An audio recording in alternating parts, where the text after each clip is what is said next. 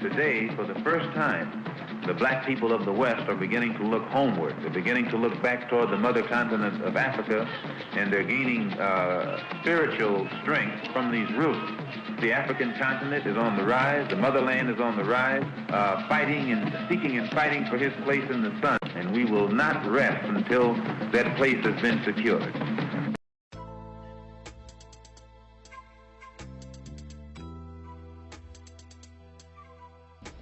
Baldwin pointed out that in Harlem for many years he had passed the street corners and the soap boxes and heard people speaking from these platforms who were known as black nationalists, and nobody was listening. And he said all of a sudden he realized that people were beginning to listen to the Muslim speakers on the street corners in Harlem. The message essentially was the same, but it was that now many people were listening to what this message was. And you pointed out that the Nation of Islam has been in the picture for about 33 years. What is it, in your judgment, that has caused this tremendous amount of support that the Nation of Islam has garnered in the Negro community in, say, the last 10 years? When you put a seed in the soil, it remains beneath the soil until the season changes. And when the season changes, the seasonal change automatically brings about rather atmospheric conditions, bring about a seasonal change that makes that seed come up or crop grow in its appointed time.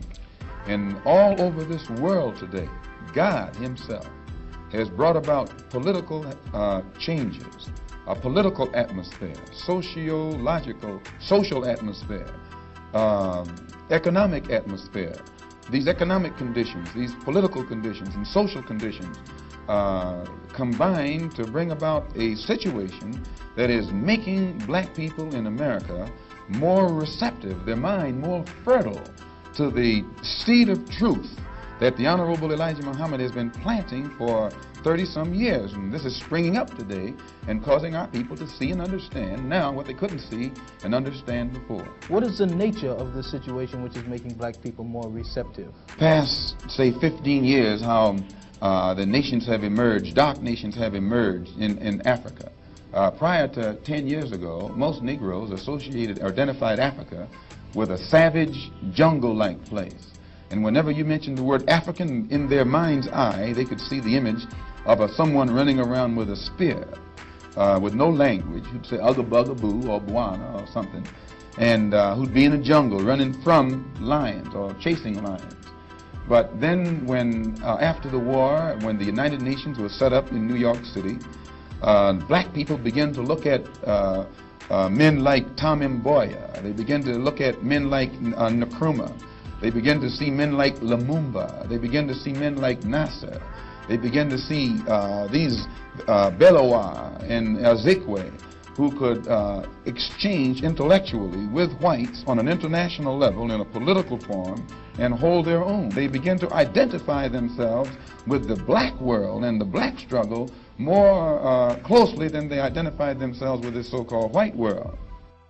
I think you'll find, sir, that there will come a time when black people wake up and become intellectually independent enough to think for themselves, as other humans are intellectually independent enough to think for themselves. Then the black man will think like a black man, and he will feel for other black people. And this new thinking and feeling will cause black people to stick together. And then at that point, you'll have a situation where when you attack one black man, you are attacking all black men. And this type of black thinking will cause all black people to stick together. And this type of thinking also will bring an end to the brutality inflicted upon black people by white people. And it is the only thing that will bring an end to it. No federal court, state court, or city court will bring an end to it. It's something that the black man has to bring an end to himself.